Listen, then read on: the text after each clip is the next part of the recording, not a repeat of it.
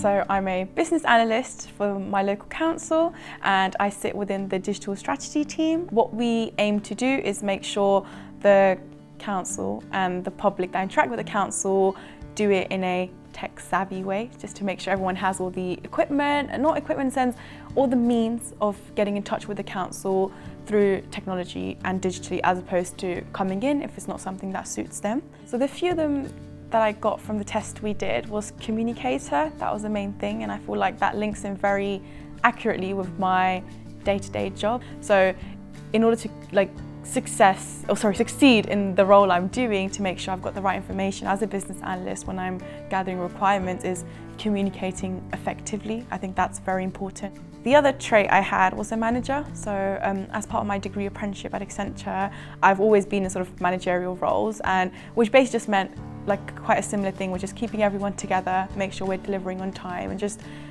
the outputs are very successful and just benefit not just the company but the people around us, whether that's the clients or the public.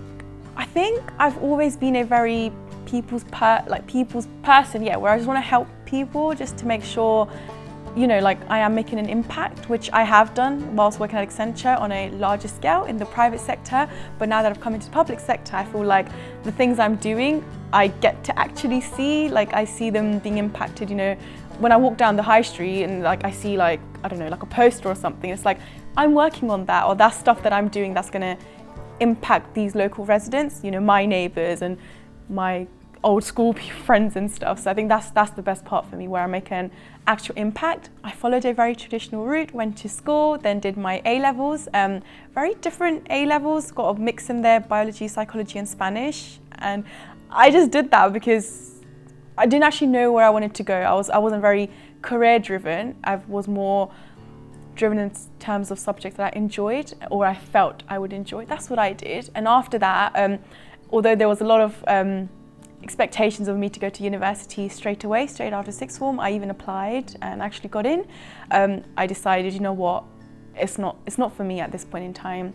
So I took a gap year and I tried not to let that go to waste. So I went to college and just did a level 3 IT course. And although the course was 2 years long, in the first year, I applied for a degree apprenticeship with Accenture. I got in and I just thought, I've got what I wanted, I've got the qualifications that I needed, and then just did my degree apprenticeship, which was in computer science, but the name is Digital and Technology Solutions. So did that, my apprenticeship was for 3 years and I stayed, then decided to stay another 2 years just to actually gain experience as a full-time employee as opposed to an apprentice. I think this is advice that I've actually got, and I realised it's probably the best advice you'd get. Your subjects do not determine your career.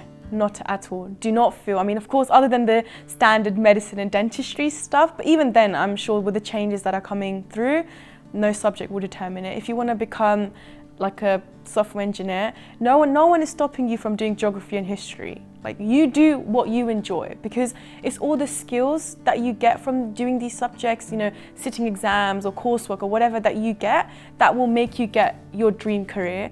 Like, don't ever feel like you have to do a certain subject and you don't enjoy it, but you have to do it because it's a requirement. It's not. Nothing is ever a requirement. As long as you can develop some transferable skills, that's all it matters. So just do what you enjoy and know you can smash it, and that's it. Your career will flourish.